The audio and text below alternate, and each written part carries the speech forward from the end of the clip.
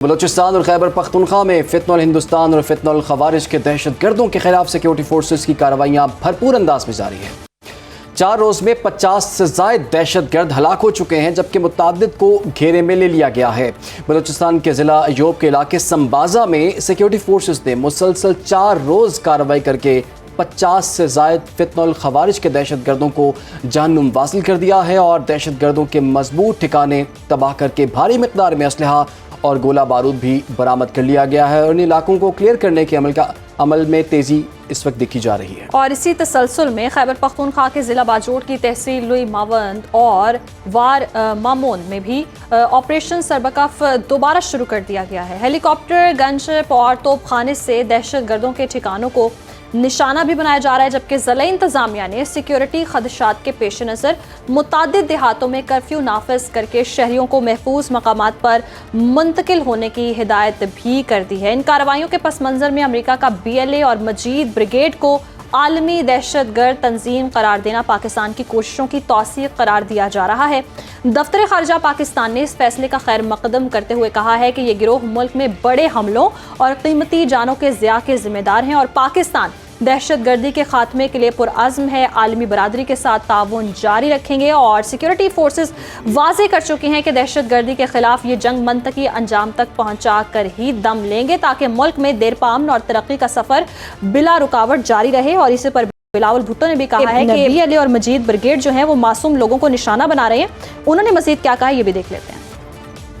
मजीद brigade या BLA जैसे तंजीमें हैं, वायलेंस अपना के कभी मासूम शहरियों को निशाना बनाते हैं। ये बात कि इस वक्त अमेरिका ने आपकी इस पॉइंट को भी इंडोर्स किया है, मैं समझता हूँ कि ये पाकिस्तान की बहुत बड़ा कामयाबी है। हमारा मजीद कोशिश ये इंशाल्लाह ताला होना चाहिए कि इन तंजीमों को कि हम यूनाइटेड नेशंस के थ्रू इनको डिक्लेयर किया जाए कि ये दहशत गर्दी की तंजीमें हैं। पाकिस्तान ने भारत को इबरतनाक शिकस्त दिलवाया, इतना इबरतनाक शिकस्त कि वो अभी तक वो होश में नहीं आ रहे हैं। और बलूचिस्तान और खैबर पख्तूनख्वा में फितनतुल हिंदुस्तान और फितनतुल खवारिज के खिलाफ जो है कार्रवाइयाँ जारी हैं और दहशत गर्दों को जहन्नुम वासिल किया गया है। और इन कार्रवाइयों के हवाले से बात करेंगे, हमारे साथ मौजूद हैं ब्रिगेडियर रिटायर्ड वकार खान साहब, दिफाई तज्जियाकार हैं।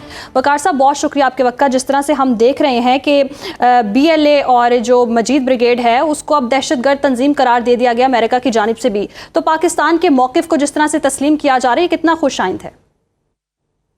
कहते हैं पाकिस्तान ने मल्टी डोमेन में ही लड़ना है। पहले भी इस पे बात होती रही कि terrorism as a comprehensive package आपने करना है।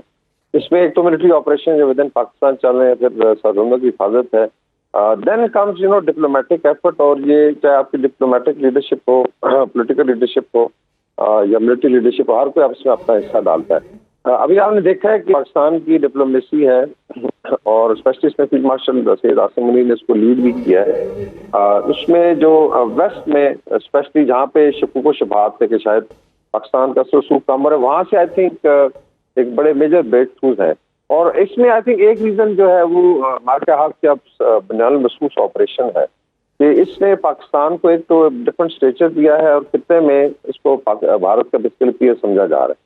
प्लस भारत की जो अपनी हरकतें रही हैं, अभी आप लेट्स से ट्रांसनेशनल ऑपरेशन देखें, चाहे वो कनाडा है जहाँ पे हरदीप सिंह निजार को मर्डर किया गया, या पन्नू पे अटैक था US में, they are US and Canadian citizen, और फिर अवतार सिंह खड्डा का मर्डर है UK में। तो ये फिर अभी लोगों को समझ आनी शुरू हुई कि भारत जो है coming out of their socks.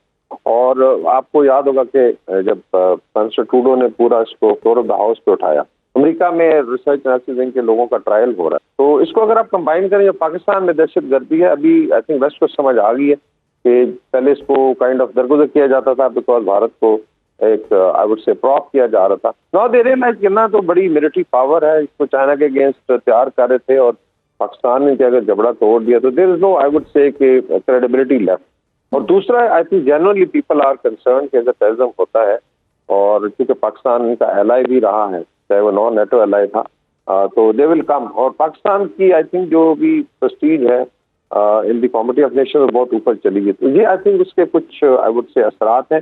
दूसरा ये है कि पाकिस्तान ने अग्रेसिवली डिप्लोमेसी को परसू भी किया है, चाहे इंटरनेशनल हो, बायलैटरल हो, या आप कह लें क्वाड्रिलेटरल जो फ्रेमवर्क्स है, जिसका पाकिस्तान, ईरान, रशिया, चाइना का एक फ्रेमवर्क है, वहाँ से भी अफगानिस्तान पे भी प्रेशर डाला गया। एक और अच्छी चीज हुई है कि ईरान जो है उनके साथ रिलेशनशिप का एक दौर खुला है, स्पेशली आफ्टर पाकिस्तान सपोर्टेड। और वहाँ पे जो बेसिस थे या जो स्पेस थी वो स्क्वीज हो गई है। एंड नाउ आई वुड से कि फितनल हिंदुस्तान और फितनल ख्वारिज ये अभी आई वुड से कि आखिरी सांसें ले। हाँ, ये फंडिंग जरूर है, भारत की हमेशा एफर्ट रही है कि इस प्रॉक्सी को जितना फंड किया जा सके। अभी ये भी खबर आई है कि अफगानिस्तान में आपस में लड़ रहे हैं ये लोग, बिकॉज उधर पैसे का भी झगड़ा है और यहाँ पे लोग मारे जा रहे हैं। तो इंशाल्लाह ताला इसमें मजीद कामयाबियाँ मिलेंगी। बिल्कुल जी, इंशाल्लाह ताला इसमें मज़ीद कामयाबियाँ मिलेंगी और ख़ास तौर पर जो भारतीय प्रॉक्सी BLA और मजीद ब्रिगेड को अमेरिका ने आलमी दहशतगर्द तंजीम करार दिया है, ये एक भारत को भी एक मैसेज है कि वो इन तंजीमों को फंडिंग करता है और ये अमेरिका ने चूँकि इस पर पाबंदी लगाई है, इसको दहशतगर्द तंजीम करार दिया है, तो एक इम्पैक्ट भारत पे भी होगा क्योंकि ये इनडायरेक्ट मैसेज एक भारत के लिए भी है कि वो इस पूरे खत्ते में दहशतगर्दी फैला रहा है। बहुत शुक्रिया आपका ब्रिगेडियर वक़ार खान साहब, आपने हमें वक्त दिया।